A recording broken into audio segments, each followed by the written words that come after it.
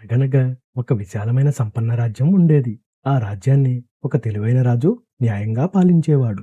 రాజభవనం అద్భుతంగా మెరిసేది. ప్రజలు సంతోషంగా జీవించేవారు. అందరూ రాజును గౌరవంగా ప్రేమించేవారు. ప్రతిరోజు దూరదేశాల నుండి గొప్పవాళ్ళు రాజును దర్శించడానికి వచ్చేవారు. వారు తమ గౌరవ సూచకంగా విలువైన బహుమతులు తీసుకువచ్చి రాజుగారికి సమర్పించేవారు. రాజభవనం ఎప్పుడూ సందడిగా కళకళలాడేది. ఒకరోజు పక్క దేశం నుండి వచ్చిన ఒక అతిథి ప్రత్యేకమైన బహుమతి తీసుకొచ్చాడు. అతను మెరిసే కొత్త రకం వంకాయలతో నిండిన ఒక బుట్టను రాజుగారికి వినయంగా అందించాడు. ఆ అందమైన వంకాయలను చూసిన రాజుగారు చాలా ఆశ్చర్యపోయారు. ఇంత అందమైన కూరగాయను ఎప్పుడూ చూడలేదని భావించి వెంటనే వాటిని రుచిగా వండమని వంటవాడికి ఆదేశించారు. రాజ్యభవనం వంటగదిలో వంటవాడు మసాలాలు వేసి వంకాయలను జాగ్రత్తగా వండసాగాడు. కాసేపటికి సువాసన అంతటా వ్యాపించి అందరినీ నోరూరేలా చేసింది. వంట సిద్ధమైన తరువాత రాజుగారికి వడ్డించారు. రాజుగారు ఆ కూరను రుచి చూసి ఎంతో ఆనందపడి అది చాలా రుచికరంగా ఉందని ఆనందంగా పొగిడారు. వంకాయ రుచి రాజుగారిని బాగా ఆకట్టుకుంది. ఈ అద్భుతమైన కూర గురించి మరింత తెలుసుకోవాలనే ఆసక్తి ఆయనలో పెరిగింది. రాజుగారు వెంటనే మంత్రిని పిలిచి ఒక తాజా వంకాయను తీసుకురమ్మని ఆదేశించారు. మంత్రి గౌరవంగా తల వంచి వెంటనే ఏర్పాట్లు చేశాడు. మంత్రి త్వరగా ఒక వంకాయ తీసుకొచ్చి రాజుగారికి అందించాడు. రాజుగారు దాన్ని చేతిలో పట్టుకుని ఆసక్తిగా పరిశీలించడం ప్రారంభించారు.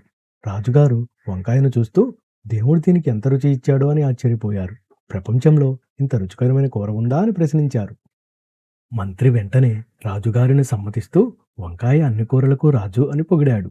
దాని నెత్తిన కిరీటం లాంటి తొడిమ ఉంటుందని చెప్పాడు.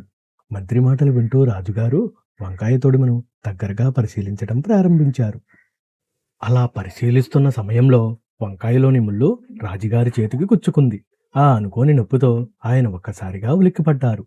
తేలికుట్టినట్టు నొప్పితో రాజుగారు కోపంగా సింహాసనం నుండి లేచి వంకాయను దూరంగా విసిరేశారు. రాజుగారు కోపంతో మంత్రిని చూశారు. ఈ వంకాయ ఎలా గుచ్చుకుందో చూపిస్తూ తీవ్రంగా ప్రశ్నించారు. మంత్రి రాజు పరిస్థితిని చూసిన వెంటనే తన మాట మార్చాడు. వంకాయ పనికిరాని కూరని భయంతో అన్నాడు. మంత్రి దేవుడు వంకాయ తలపై మేకు పెట్టాడని చెప్పి దాని లోపాన్ని వివరించడానికి ప్రయత్నించాడు. అతను వంకాయ తొడిమను చూపిస్తూ అదే ప్రమాదకరమైన ముళ్ళు అని రాజుగారికి వివరించాడు.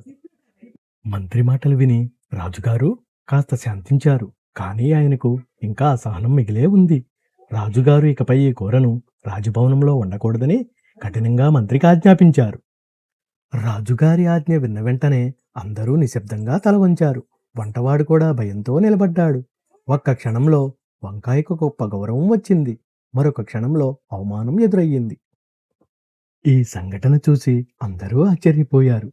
పరిస్థితులకు అనుగుణంగా మాటలు మారడం ఎంత వేగంగా జరుగుతుందో వారు గ్రహించారు.